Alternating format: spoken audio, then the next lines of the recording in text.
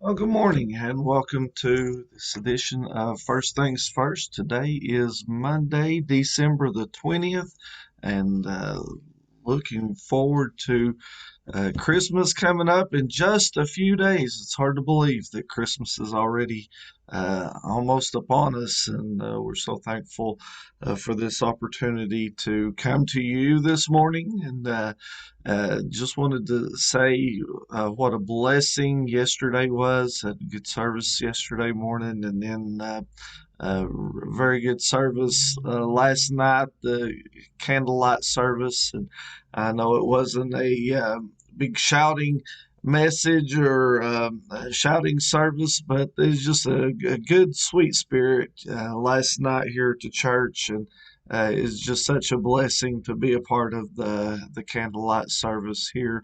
My first candlelight service here at First Free Will of Morrison City. So we're so thankful for that, and so thankful for each one that came out to be with us last night. And if you didn't come out last night, you missed a blessing. I'll just tell you. Good morning, Sister Joy and Brother Jim this morning. Good to see you on here already this morning, probably Sister Joy. But again, just so thankful for the blessings of the services yesterday and for what God is doing. And as we get inch closer and closer to Christmas, we're looking once again at part of the Christmas story, which is found in Luke chapter 2. And want to read, says verses 1, 4, and 5, but I'm just going to read all the way through 5. But it says, and it came to pass in those days that there went out a decree from Caesar Augustus that all the world should be taxed. And this taxing was first made when Cyrenius was governor of Syria, and all went to be taxed, every one into his own city. And Joseph also went up from Galilee out of the city of Nazareth unto Judea, unto the city of David, which is called Bethlehem, because he was of the house and lineage of David, to be taxed with Mary his espoused wife, being great with child.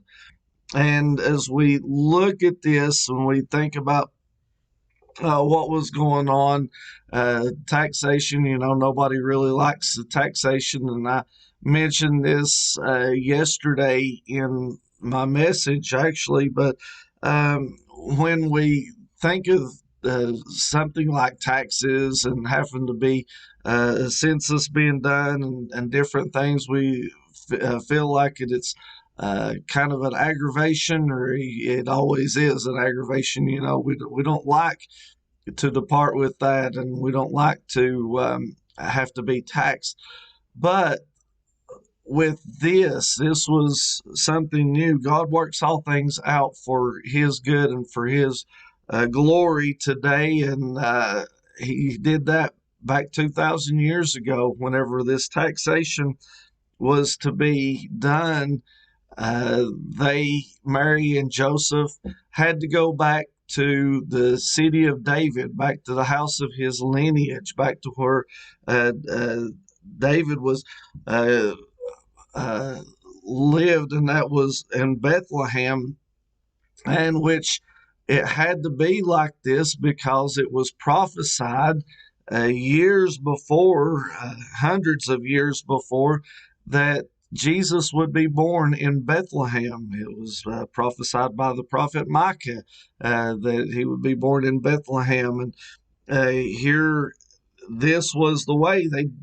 Mary and Joseph didn't live in Bethlehem at the time, so they had to travel to Bethlehem and for Jesus to be born here. And it wasn't because they knew the prophecies and they were just trying to fulfill the prophecies. It was because of the taxation. It was because of what the decree from Caesar Augustus when Cyrenius was governor there, that this happened. And this wasn't just a coincidence. This wasn't just something that just happened to happen.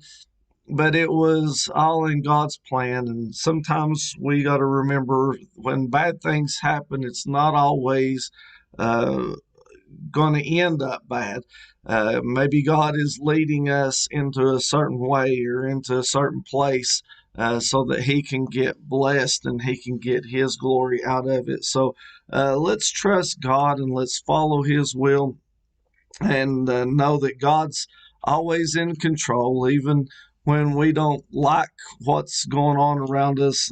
Just trust God through the process and see if God doesn't give us a blessing. So, again, hope that the Lord will bless you through this week and will strengthen you. And hope that you are having a great Christmas season and hope that you'll have a great Christmas this coming up Saturday and Christmas Eve this coming Friday. That's whenever our family does most of our events and most of the things that we're going to do. But I'm so looking forward to this coming weekend and Christmas. So I hope that you are too, and hope that the Lord will bless you through this week and give you the strength. And sometimes we need a little extra boost, a little extra strength to make it through this Christmas time. But let's pray for one another and pray for God's blessings and hope to see you right back here again tomorrow morning for another edition of First Things First. May God bless you as our prayers.